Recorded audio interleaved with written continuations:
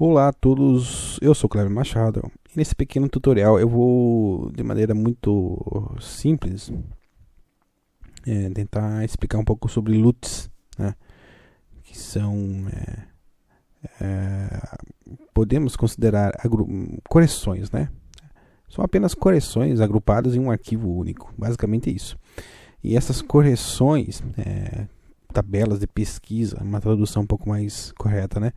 Essas correções, esse grupo de correções, elas têm inúmeras finalidades, que vão desde a recriação de aspectos de câmeras e filmes antigos para câmeras modernas ter esse mesmo aspecto das antigas, ou seja, são correções que você faz para ter determinadas tabelas de cores, né, aspecto final que você queira, né. Tem alguns que vão apenas lhe ajudar a ter um contraste, uma variação das cores. Tem alguns que vão possibilitar você converter uma imagem preto e branco em uma imagem colorida, etc, né? Tem inúmeras funções e finalidades. Aqui dentro do Frame Buffer e com o Overlay, basicamente ele funciona como uma prévia do resultado final que você está buscando. Trabalhar de maneira visual, dentro de prévias, e já com o aspecto no final, com todas as correções de pós que você queira buscar já aqui. Aqui, sem salvar os arquivos, abrir um aqui em programas de pós e aplicar as correções para ter o aspecto que você está buscando lá depois. Então são inúmeras, são no mínimo duas ou três etapas, né? Então eles são utilizados para isso, ter aqui nessa primeira etapa já da criação no 3D da imagem já o aspecto final.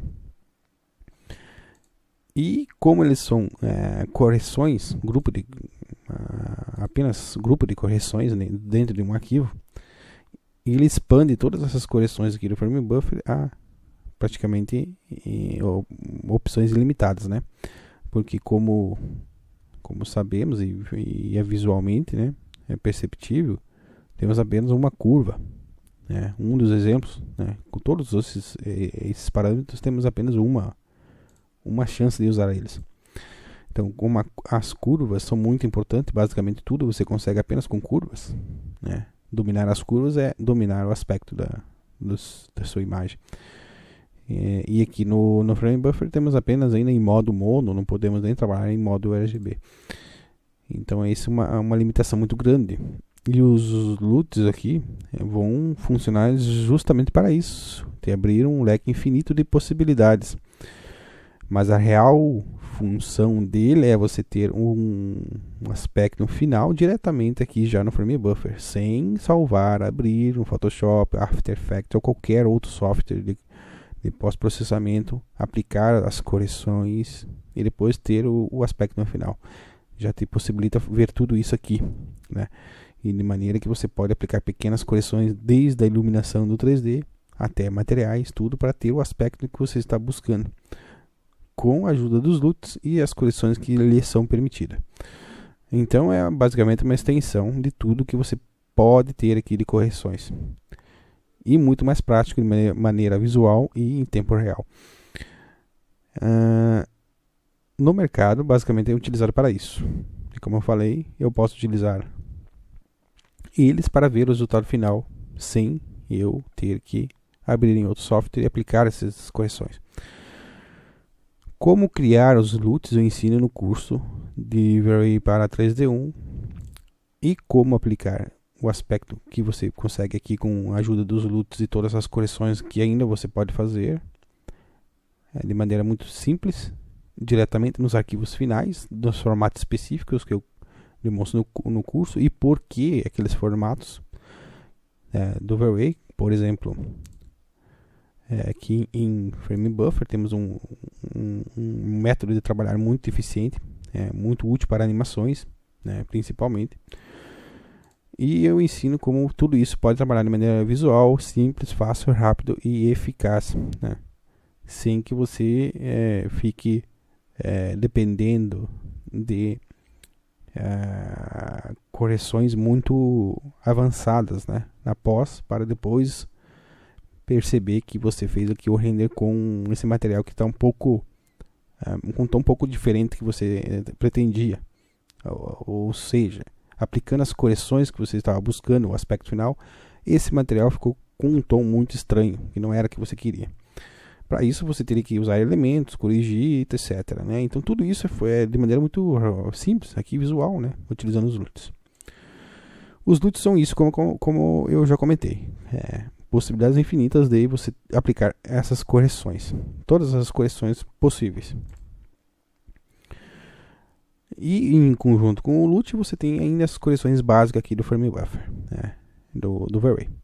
Então vamos entender. Eu tenho aqui um render totalmente linear, sem nenhuma correção, nenhuma compressão da faixa dinâmica, nem nada. E eu tenho essas áreas que estão estouradas, né? Vamos entender então como funciona tudo isso. Eu não tenho correções aqui e nem no render setup do color mapping do V-Ray. Aqui eu preciso, para entendermos um pouco mais sobre os LUTs, explicar sobre a faixa dinâmica. A maioria dos LUTs vão trabalhar dentro de uma faixa dinâmica bem comprimida, né? Bem comprimida. Por quê? Justamente por um erro visual, né? Uma dificuldade visual. É difícil trabalhar com os LUTs, considerando a compressão da faixa dinâmica ou a perca desses dados dessas áreas que estão estouradas diretamente no LUT. Porque de maneira prática isso não funciona bem. Justamente porque o LUT que você aplica em cima dessa imagem vai simplesmente comprimir essa imagem a 8 bits antes e depois aplicar o LUT.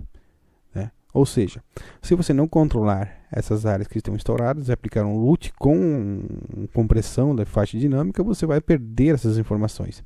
Da mesma maneira que você salvar esse arquivo em JPG e aplicar alguma correção de brilho, contraste, dessas áreas que estão queimadas não vão ser mais recuperadas. Né? Por exemplo, aqui, como o frame buffer é 32 bits, né? Muito facilmente eu posso resgatar essas áreas aqui que estão queimadas, com perca de informação, abaixando a exposição. Isso todo mundo já sabe. E a outra maneira de você fazer isso é diminuindo a faixa dinâmica, então, que aqui eu posso fazer com Highlight Burn dentro do frame buffer. Não estou falando do render setup do V-Ray, o color mapping, né? Não precisa trabalhar com aquilo, apenas aqui. Então aqui é apenas comprimindo essa faixa. Mas o que é essa faixa? Né? E para explicar, eu vou pegar aqui essa informação no pixel. Vou desativar aqui essas correções. Eu não estou com nenhuma correção.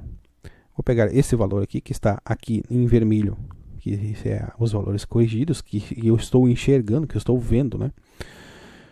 Aqui em branco são os valores reais, que não levam em consideração nenhuma correção do frame buffer, como também não levam em consideração a curva de compensação de perca de brilho dos monitores, perca de valores, padrão do mercado. Então, de maneira visual, você vai trabalhar dentro dessa curva, né?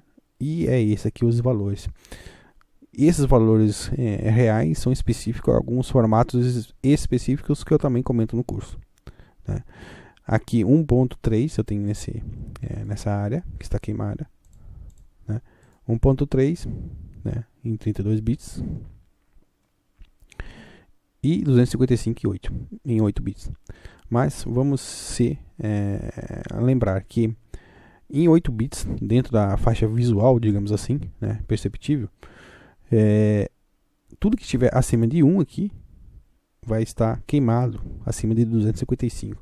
Então a faixa dinâmica é apenas a diferença disso comprimida. Aqui está com 1.3 e aqui nessa área escura está com 0.05.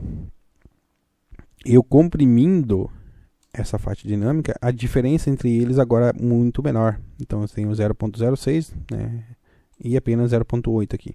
Nenhum pixel vai ficar acima de 1 aqui entre 2 bits. Essa é a compressão da faixa dinâmica que eu me refiro. Então é muito importante saber o que ela é. E justamente por isso os LUTs são considerados assim. Primeiro você comprime a faixa dinâmica, depois você aplica os LUTs para recuperar alguns valores, né? porque se você aplicar os LUTs com uma curva de compensação da exposição, da faixa dinâmica, né, compressão da faixa dinâmica, você vai ter de maneira visual alguns problemas. Para isso, eu criei um LUT especial. Eu vou pegar ele aqui. Esse aqui é o LUT, né? Eu vou desmarcar essa opção para não converter em espaço logaritmo e depois aplicar o LUT. A maioria funciona assim, né? Então aqui com esse LUT, sem mais nenhuma correção, eu tenho justamente isso. A compressão dessas áreas que estão estouradas, né? Estou considerando aqui dentro do LUT, porque nesse LUT eu criei uma curva no qual eu comprimi essas áreas que estão acima de 1 a 0. Deixa eu pegar aqui. 0,88 o máximo. Então os pixels mais brancos possíveis, os maiores valores, vão ter no máximo 225 em 8 bits. Todos acima desse estão sendo comprimidos pela curva de correção, de compressão dentro do meu LUT que eu criei. Tá ok? Só para explicar tudo isso. E quando você considera essa curva de compressão da faixa dinâmica dentro do LUT, você tem esses problemas. Essas áreas que estavam queimadas são comprimidas a esse valor 0,88 ou 225, mas visualmente ainda estão perdendo as informações que estão lá. Porque ele considera isso em 8 bits, basicamente para entendermos, é fácil entender que isso aqui ele vai interpretar, né? Ele vai considerar 8 bits, depois vai aplicar a curva de compressão. Mas não é justamente isso que é a forma ideal, porque mesmo com essa compressão tem a perca dos dados. Eu vou diminuir a exposição para ver, né? Aqui eu estou recuperando a informação. Então mesmo se eu aumentar muito, eu estou tendo a perca de informação, mas eu não tenho nenhum valor acima de 0,88, porque está sendo segurada pelo LUT. E a maioria dos LUTs não vão considerar esse método. Vão considerar que você primeiro comprimiu a faixa dinâmica, para depois recuperar todos os aspectos que você quer através do LUT. Então, para isso, eu vou, primeiro, se você está buscando utilizar os LUTs de maneira correta, você vai ter que comprimir primeiro a faixa dinâmica e depois utilizar os LUTs. Eu vou abrir aqui o primeiro deles, que é esse. Então, aqui eu já tenho, mesmo com a faixa dinâmica comprimida, eu tenho aqui a recuperação de algumas áreas aqui do contraste um pouco, né? Um pouco de alteração aqui nas sombras. Então esses valores eu posso todos resgatar através de um LUT, e assim eu não tenho perca de informações de maneira visual e correta a trabalhar, né? Sem muito complicações. Esses LUTs têm 8 de correções e 4 de looks, que é apenas alterações visual de cores, né? Como por exemplo essa, né? Temos esse que deixa um pouco de contraste, tudo preto e branco, né? Então são apenas looks. E 8 de correções. Temos aqui algumas de correções que levam em consideração sombras e tons de sombra, né? Aqui essa aqui puxa um pouco as sombras para o azul, as sombras um pouco mais frias, o que ajuda no balanço dos brancos. E lembrando que além dessas correções que tem nos LUTs, né, que estão disponíveis na 3D1, eu ainda posso fazer qualquer tipo de correção. Eu posso aumentar o contraste, eu posso diminuir a saturação, eu posso utilizar até qualquer um dos campos aqui. Tá ok? Posso utilizar curvas e assim por diante. E qualquer uma dessas correções eu posso salvar e aplicar diretamente no arquivo final, no seu trabalho final. Ou seja, os LUTs vão ter aqui a função justamente na qual eu comentei no início, para você ter o aspecto final que você vai ter as correções, né, em um pós-processamento, mas aqui, de maneira muito fácil e ilimitado. Como criar os LUTs, né? Eu ensino o curso da 3D1, né? Development para 3D1. E como você vai ter, então, esse fluxo de trabalho muito fácil, também ensino no curso da 3D1, né? Você vai ter o resultado final exatamente igual a esse que está aqui. Se você quer algum look diferente que precisa ter mais algumas correções que você não consegue ter aqui, mesmo você trabalhando com curvas, color balance, etc., você não consegue ter o resultado final além desses LUTs que eu estou disponibilizando. Você tem a possibilidade de criar um LUT específico para aquela situação que você queira, né? Aquele aspecto final. E carregar aqui e fazer mais alguns ajustes, tanto de iluminação de 3D, como de materiais, como qualquer aspecto da imagem do 3D, que vai lhe ajudar a ter o resultado final. E aplicar esse resultado final que você está vendo aqui, diretamente no Frame Buffer, já no render final, no vídeo final, no trabalho final, seja ele qual for. Essa é a principal função dos LUTs, né? Então já entendemos como trabalhar com LUTs e quais são as suas reais funções. Por que eu digo reais funções? Porque não existe LUTs que vão lhe dar um render magnífico apenas com perfis de LUTs que existem no mercado, tanto pagos como gratuitos. Porque se você simplesmente vir aqui salvar a imagem do Frame Buffer, ele não vai considerar esse LUT. Ele vai considerar apenas as outras correções. E pior ainda, se você utilizar o método que eu ensino no curso da V-Ray para da 3D1, né? Que é um método muito mais simples e correto de trabalhar, que é trabalhando com esse formato de imagem muito específico do V-Ray, né? De maneira que você tem inúmeras outras possibilidades de trabalho, né? Ele não vai considerar nem essas correções, nem nada. Então esse aqui vai ser o aspecto final que ele vai salvar, né? De maneira correta e simples. E você vai aplicar justamente o que eu comentei, essas correções, diretamente no arquivo final. Com todas as vantagens que você tem de trabalhar com aquele formato específico, né, desse método que eu demonstro, para animações principalmente, né, onde ele abre muitas possibilidades de trabalhar. Como por exemplo o denoiser, né, que pode ser considerado um pós-processamento também, né, o que vai facilitar muito, vai abrir muitas possibilidades.